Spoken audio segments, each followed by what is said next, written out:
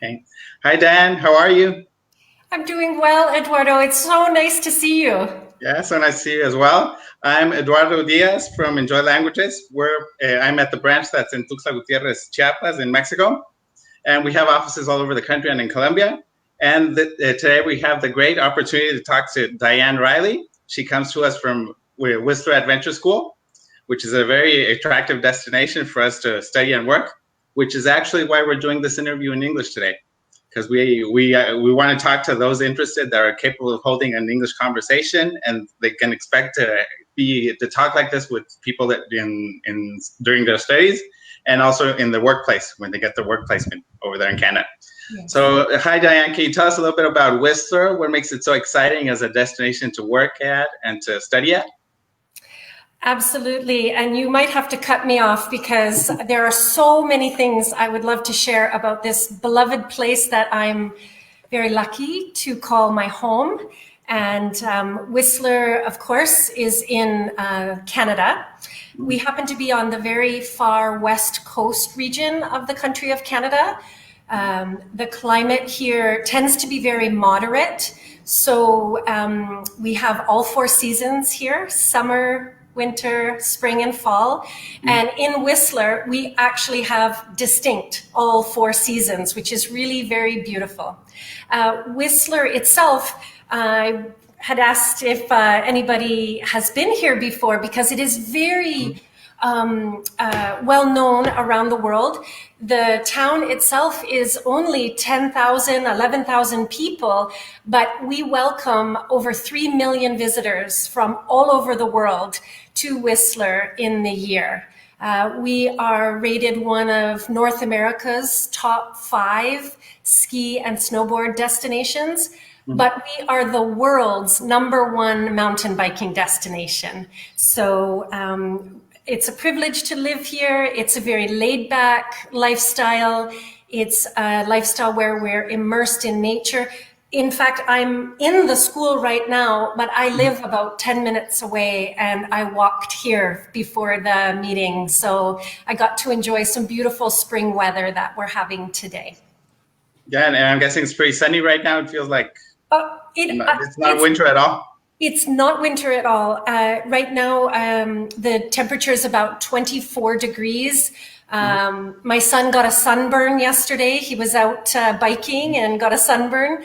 And it's just come to us. So the sun has arrived quickly, strong, fast, beautifully, cheerfully. The birds are happy. The bears are out. I saw a bear last night when I was driving to the grocery store. It's, yes, sunny and beautiful right now. And how large of a city is Whistler? Well, we're not a city, actually. We're a town. Okay. And the permanent year-round population, families like myself and my family, my colleagues here, it's only 10,000 people. And but as I mentioned, we're a top destination for travelers in the world. On any given day in a busy season, of course, not right now. We only have about 10,000 people here right now, but during our usual visitor time, we might have 55,000 people in one day. So we have lots of hotels here, but the town itself is a small town, and it feels very friendly. And even if you come for a week on holiday, if you see somebody in the lineup at the gondola to go skiing, I promise you, you're going to see them before you leave after 7 days. It's a small town. Okay, and that's what's interesting, right? Because it's a destination where you can work, and you might think that a town of that size doesn't have that many opportunities, but it's a totally different thing, isn't it? 100%. It will not be difficult to find employment here for our study and work program. Our school does offer study and work. And so for those people who are wanting to learn or practice their language, you will be completely immersed. People come from all over the world, but the business language is English. And yes, work is an absolute opportunity. In usual times, we always say to our students, don't accept the first job offer that you receive, because if you go to the businesses that are in the heart of our village, the heart of the business area, you will, if you visit a number of businesses looking for a job, you're going to get a job offer from every one of them. So we say to our students, please reflect on the things that are important for you for this experience living and working and studying in Whistler before you jump into a commitment for work. Yes. That's great. And can you tell us a little bit more about the programs you offer? Absolutely. I'll repeat it. We're study and work programs, which are recognized by the Canadian government. And that means that international students must apply for a study permit. If you are approved for a study permit, they always come with work allowances for international students. And our programs, we have two categories. We have what we call our adventure sport categories, and those are 6-month duration programs. And we have our lifestyle programs, which are our 1-year programs. And the adventure sport programs are exactly that. You are learning to be out in tourism, you are learning to be a guide, to work in the sport that you love. Perhaps it's mountain biking, perhaps it's skiing or snowboarding, perhaps it's activity oriented for visitors. And our programs are training and supporting students in that learning experience. The 1-year programs, which of course, for students coming from Mexico, it's a long way to come and they want a big experience. So the most popular programs we have are our 1-year programs for our Mexican students. And there are 2 of them. One is called Marketing and Media Manager, and the other is called Mountain Sport Technician.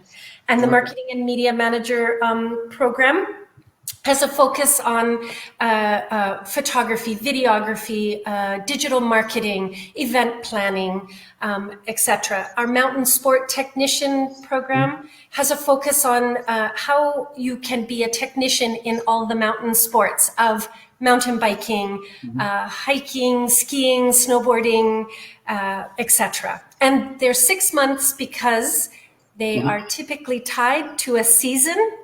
And we have 4-month seasons of firm winter and 4 months firm summer, and so the study period is 6 months following the seasons. Okay, that's perfect. And a very important point about your programs is that they're available year-round, right? Correct. We have entry dates, start dates for our 1-year program that you can come and start studying with us in any month. So I'm going to cross my fingers so I remember to speak specifically about our start dates as they relate to coronavirus, COVID-19 operating guidelines. But in general, standard times, students can come in any month and they can start a program, and that actually speaks to our course scheduling.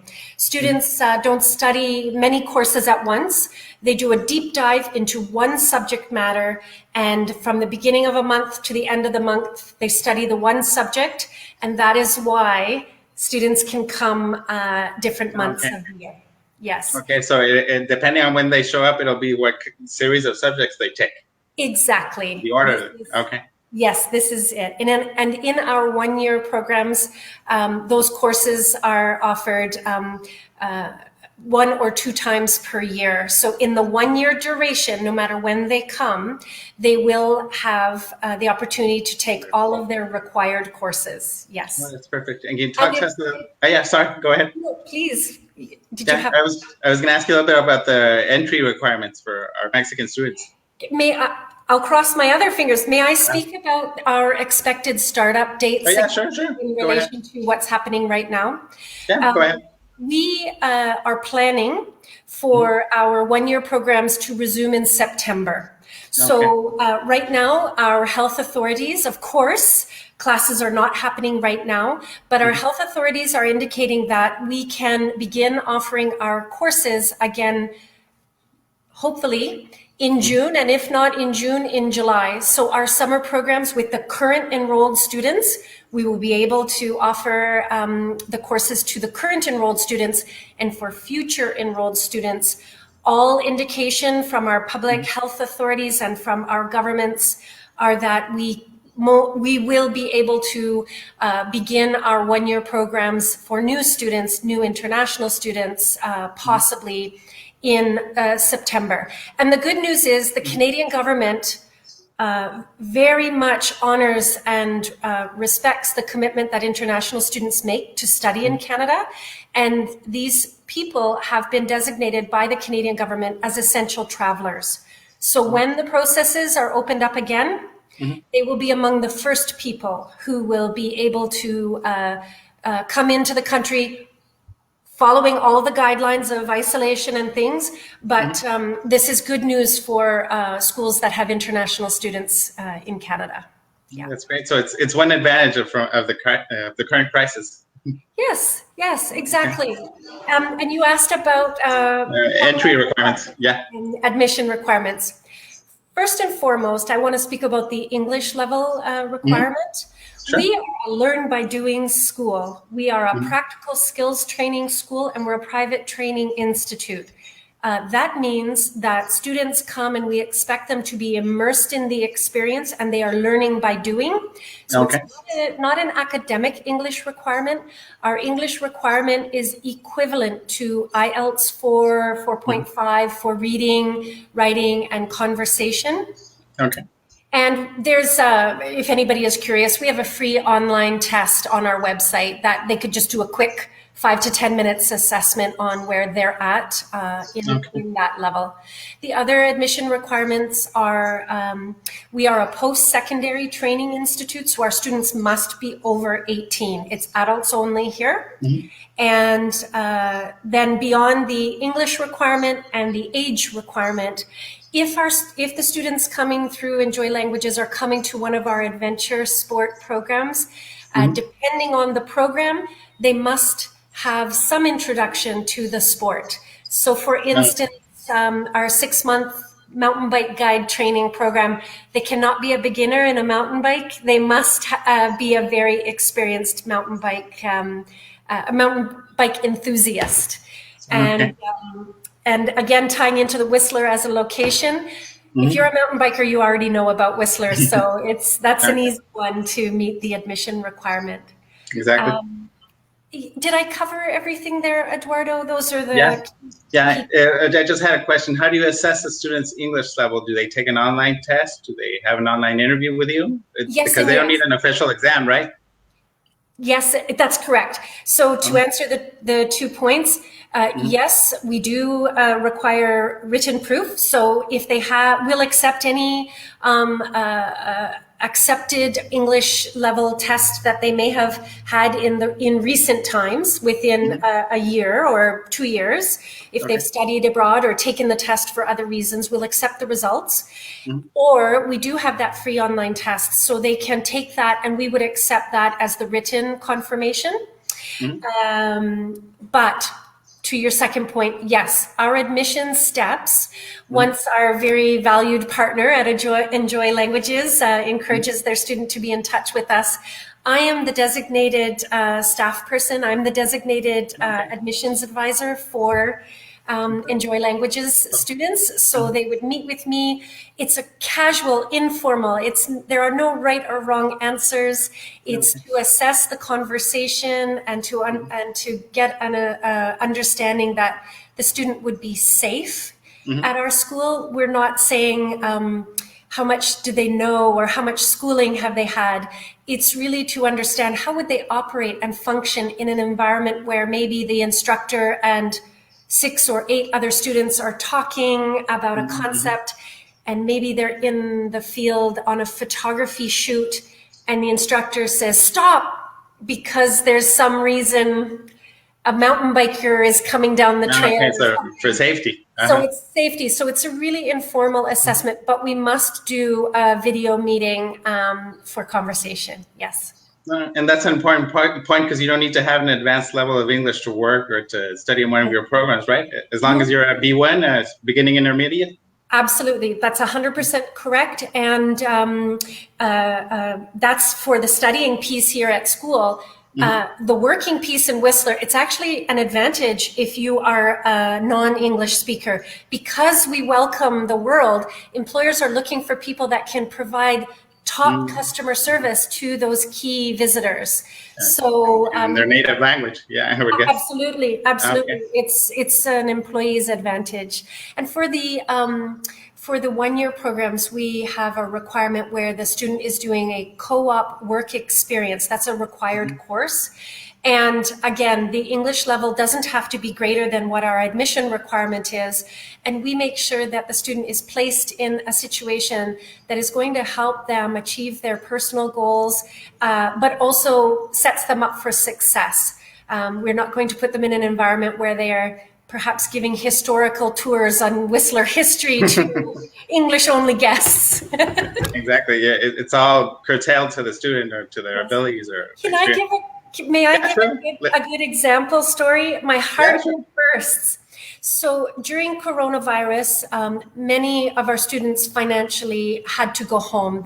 They were working for the largest employer here, which is Whistler Blackcomb, the ski resort / mountain bike resort. But many of our students were also working at local grocery stores or essential service businesses in town. And my heart bursts because I just saw Roberto, who's a Spanish-speaking man. And when he came in November, he came for our ski and snowboard guide training program. Now, Roberto is from Andorra, Spain, but he's very quickly connected himself with our Mexican students here at school in November, because he had a very practical, functional level of English, but he wasn't comfortable with the subtleties of language, so it was very transactional. Quickly, he got a job at a grocery store. Quickly, he started studying. Quickly, he's got his roommates. 3 are Australian, only 1 other is Spanish-speaking, so he was forced to speak English. I just saw Roberto this afternoon when I picked up my groceries for dinner, and Roberto's like totally cool, using all the local expressions about mountain biking. And even the accent and everything, everything. And I could just see, I saw him about 2 months ago, but I could see his shoulders were relaxed. He was very confident. He was telling me that he had just bought his new mountain bike, but he was shopping for a new bike helmet. He'd never ridden a mountain bike before. This is the other beautiful thing about living in Whistler. Because nature is so close, and because everyone does activities in nature. His roommates were introducing him to mountain biking. He's just starting out. It's a new sport. He tends to be athletic anyway, but mostly he just loves nature. And so he was open to this idea. And so my conversation with him this afternoon was about his new mountain bike. The old lady with lots of gray hair, was telling him about some trails that I recommend he should go on that I know are good for beginners. And his English is incredible right now, just from living, working, and studying in 5 short months. Yeah, and that's actually an advantage of this program, because you don't only get to work abroad, you don't only get to study something like mountain biking or digital media or something like that. You also get to improve your English while you're living over there, which is it's an important advantage. It is a very important advantage. And actually, I think that's one thing that Whistler Adventure School, if I might speak about the demographics of our student body right now, because it might be important. Yes, students, if the 50% goal of a student that comes to us through Enjoy Languages is to improve their vocabulary and ease of speaking in English level. If that is one of their top goals, that's going to happen here, because even though Whistler is a renowned destination and millions of people come every year, and many of them are Spanish speaking, you will find that comfort in being able to practice when you are maybe a little bit homesick and it's a new environment and you are craving just being able to speak your language. You're going to have the opportunity to do that.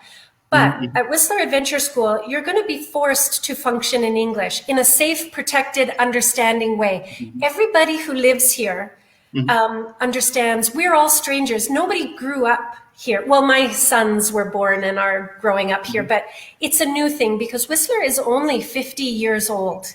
There was no town here before 50 years ago. So there's an openness of people's heart to support someone who is a new English speaker or newer English speaker.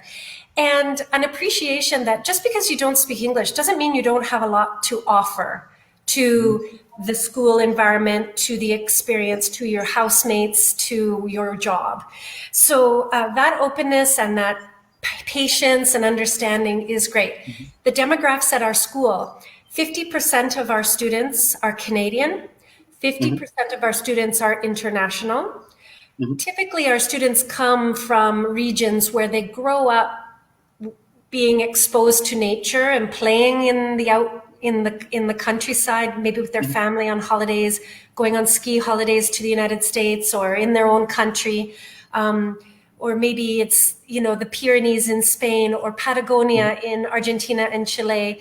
Of course, mountain biking or biking in Colombia and Mexico is so popular. We have a lot of students from Monterrey. Of course, they grow up in the beautiful mountains of northern Mexico. So but that 50% being Canadian, 50% being people from all over the world, you cannot get stuck in your little group of 5 or 7 students in a classroom. In your bubble, yeah. You must interact with our, in fact, our faculty. Many of them speak many languages. Some of them are French, Canadian, first language speakers. So you are forced to practice here. Unlike other schools, universities I went to, schools my son is going to, where the classroom has 50, 100, 200 people, and you notice the Germans are all together, and the Brazilians are all together, and the Spanish speaking are all together. So, yes. So that's going to make it a lot more intimate, and people get to know each other a lot better. It's more of a small town feel. It feels like a very safe place. Absolutely. It's very calm. And it is a small town, really. My joke at the beginning about the, even if you're only here for 7 days, you'll start to see the same people if you do the same activities.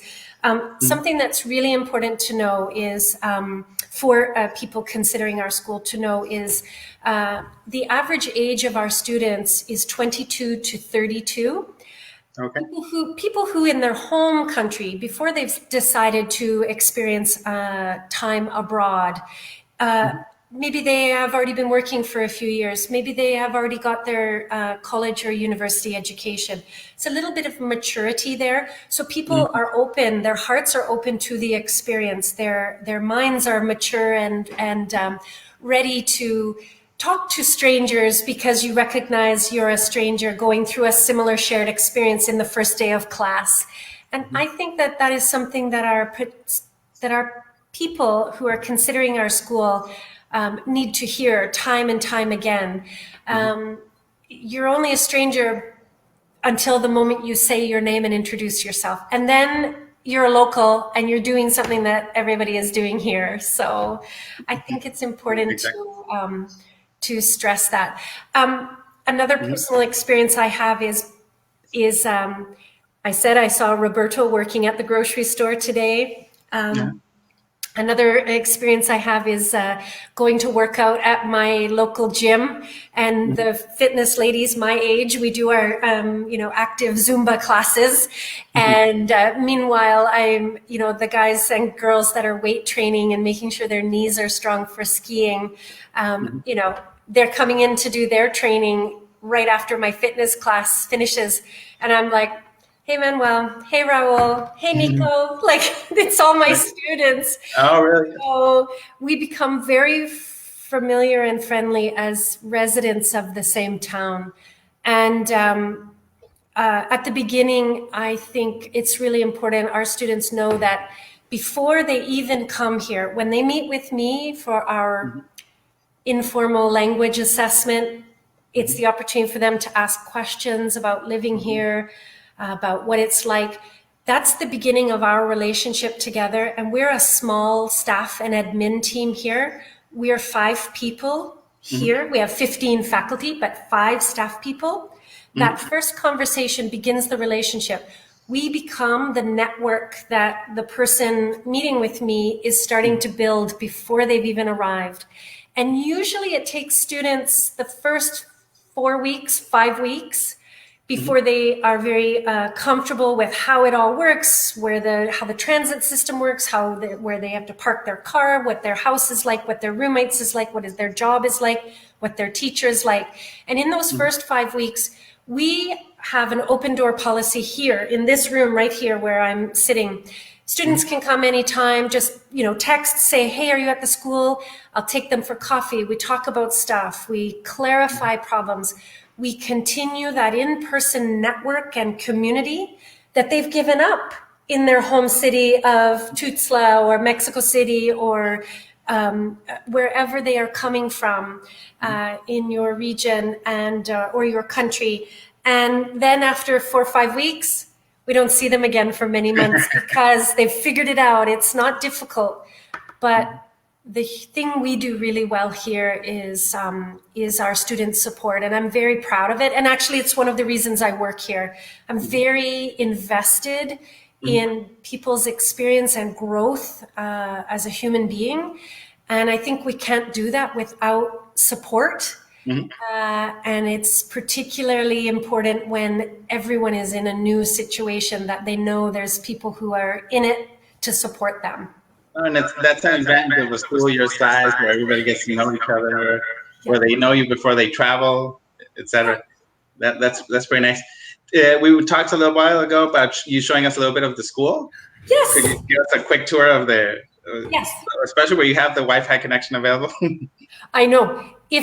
Please call out to me if we start to lose each other or freeze. Yeah, so, sure. Yes, not only is our team small, but our physical space is small. But this is, we always say Whistler is the classroom. Our classes actually meet and have opportunity here in this physical space. But every course we offer you're out in the field. You are doing things in the beautiful natural environment. Even if it's event planning or market strategy, a more academic kind of course, they're still outdoor. And it's for the kind of student that wants to be outside and they don't want to be in a classroom all day long. Exactly. They want to get a little sun, a little rain, a little snow. You've got it. Okay, so there's 2 classrooms in our physical space here at our little campus. I'm sitting in the 15-station Mac Lab class that's typical for our marketing and media manager students. So this is our Mac Lab. Oh, did I see you? Okay. No, you're there. Go ahead. We can see it all clearly. So so we have 15 stations.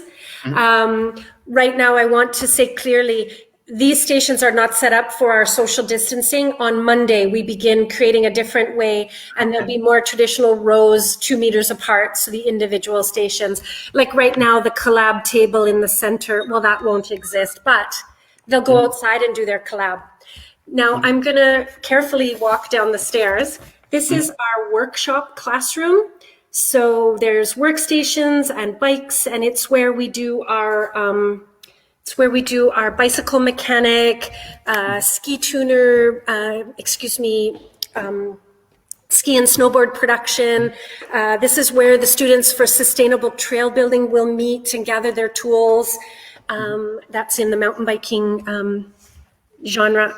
That big machine right there is a ski and snowboard press. So the students build them from scratch and then press them here with their own artwork. This is where we have bicycle rims hanging so that when the bike mechanic class comes, they can do some truing on the, here's an example of a workstation for our bicycle mechanic. And we're hoping that we will get the go-ahead to offer that again in June, if we can go. And of course, we have our current enrolled students who will participate in that. Okay, these are some bike stations. Oh, my beautiful shop bike is here that we ride and go get coffee. Can you see it has a coffee cup holder? Oh, no, maybe not. Anyway, more workstations. So this is our classroom downstairs. And I would take you outside. Do we still have the signal? Maybe I should take you outside. Yeah, I've still got it till right now. It hasn't broken up yet. Do you want just a quick look, just to see if we can get the view? So there's the forest right there. It's not the prettiest view. And we are across from another building, but our mountains, can you see our mountains?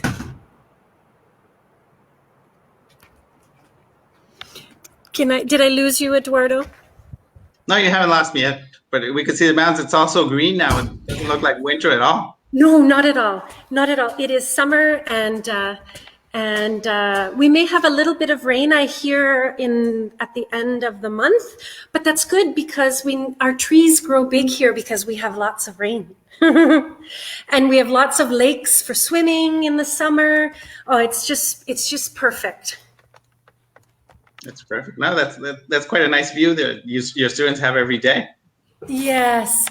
Okay, I think I might lose you in the sunshine, but to show you the view out this window is also the forest. Yeah, we can kind of see the trees right now. Yeah. I was talking about the new little green leaves that are coming out this week. It's beautiful. Right now, I think it's 24 degrees here, so. Yeah, it's more or less the same weather that we've got here in Tuxtla. It's not that different right now. Did you have any questions, Eduardo, or do any of the? Yeah, sure. Well, I was going to ask you that. If we can go ahead to the questions here. Let's see what. Well, Emilia Sanchez asks us which are the requirements, which we already talked a little bit about, right? Yes, but I can. They're super easy. I can go over. Yeah, go ahead. 3 main requirements. Of course, students must be over 18. We're a post-secondary school, so you have to be an adult. We have an English level requirement of B1, IELTS equivalent 4.5. Obviously, you could provide Emilia more information, but our website has that information as well. And the third is if she is interested in one of our adventure sport programs, there is the likelihood she would have to have some skill in the sport. One of the things I want to say, though, for people who are interested to come in winter, we have a phenomenal new program. It'll be the premier launch of it this winter. So you don't have to be a expert skier or snowboarder to take it. It's called Adventure Tourism Winter, and you get introduced to the backcountry in the winter. So you would do some snowshoeing or some basic activity like that. You would learn to be a guide and have some experiential leadership opportunities. You could also take the principles of digital marketing and social media, because maybe you're a person who wants to work as for a small activity company, and that would be a helpful course as well. And there's some others, but anyway, for people, I wanted to raise the idea of considering Adventure Tourism Winter, which is one of our programs, because you do not have to be an expert skier or snowboarder to participate in that. But it still gives you the full Canadian beautiful winter experience. And it's so exciting. It's having a launch this November, and it's 6-month duration. So if someone can only come away from their commitments at home in Mexico for 6 months, it's a great way to experience Whistler and Canada and a West Coast winter in that program at our school. Yeah. That's perfect. And we've got another question from Enrique Toledo. It's actually kind of related to what you talked about. He's asking if I don't have much knowledge in ski sports, can I apply for a certification? I'm guessing you offer certifications as well? We do not do certification to be a guide. That's an entire professional designation that is offered through the Association of Mountain Guides. We are a school that trains people in those disciplines, helps them build the skills in order to pursue a professional designation. I can give the example, if you are an engineer and you take your engineering course, then you have to do professional designation to work as an engineer in that field. So we are the study piece for the adventure sport. We are not the certifying piece. But it does raise a good point, which is, what are the credentials at Whistler Adventure School? Exactly. Yeah. So we're a post-secondary school recognized by our province and by our federal government. So you would receive a diploma for completing our programs and graduating. Within the training we offer, there is some industry certification.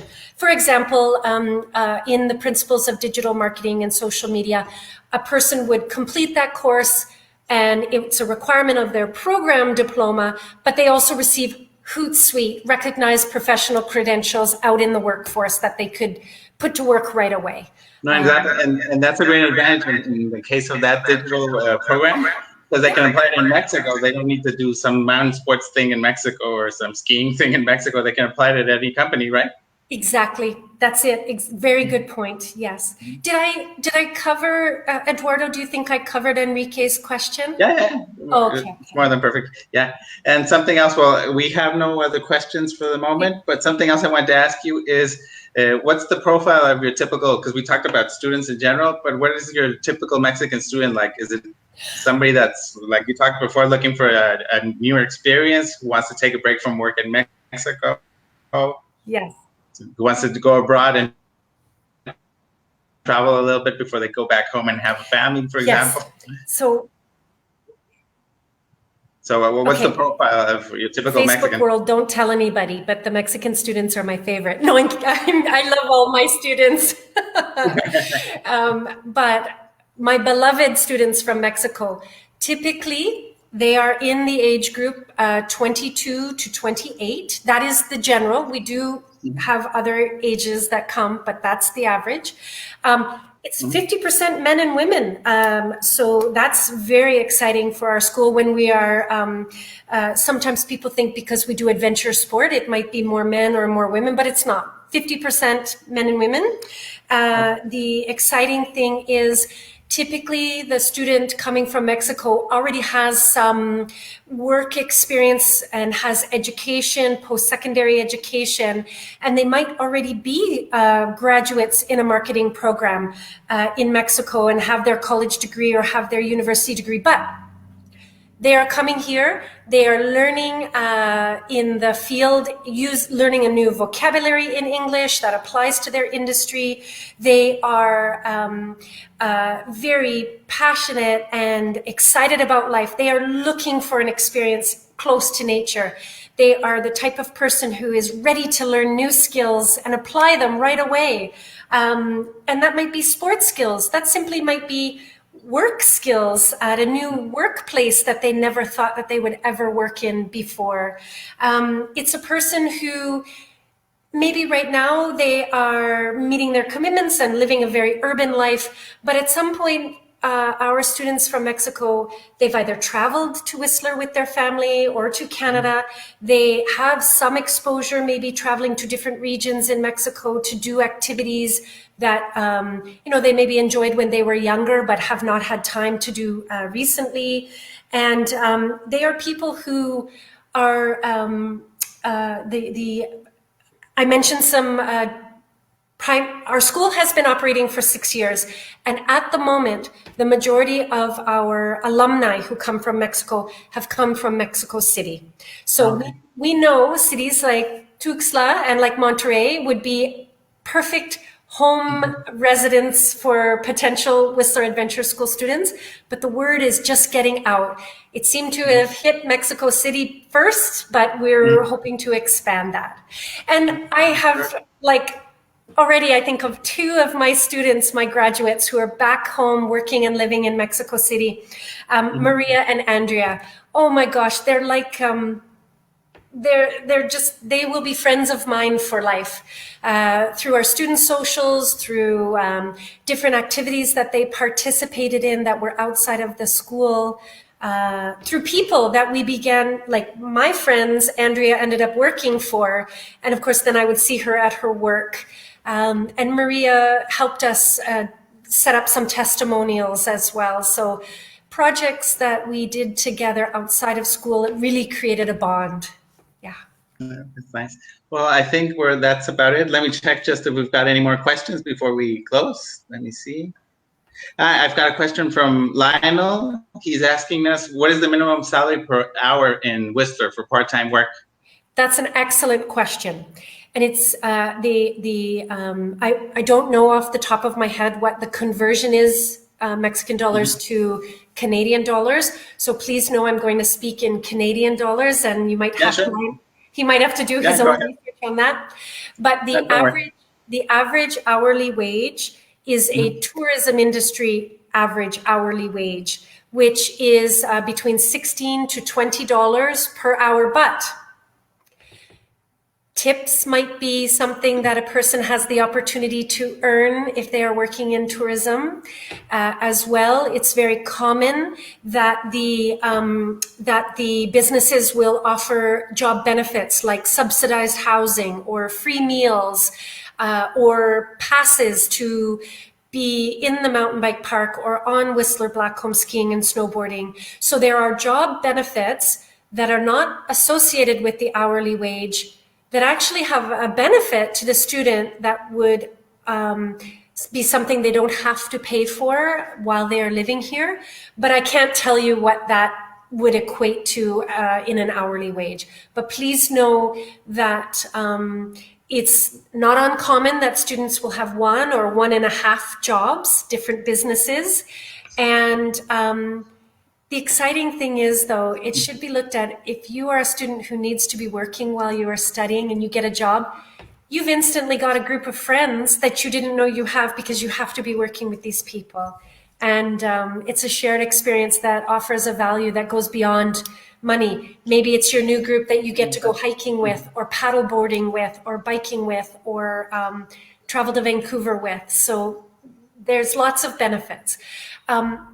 Our local government, our municipal government, has information on exactly what the cost of groceries is, rent is, what wages are. And that is information that I always share in my admissions meeting with students. So they get a real clear expectation about what it costs to live here.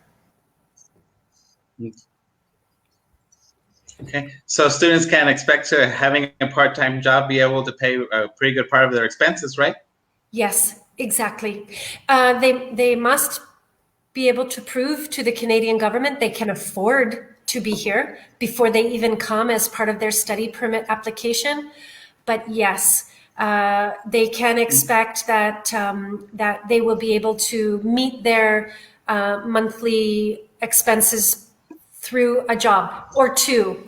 I would also, like, setting expectations, I would also like to offer here that it should be, because many people from around the world want to live here, it's actually the cost of shelter for the rent of your apartment, that in comparison to other towns our size is very expensive. It's like living in downtown Vancouver or living in downtown Toronto.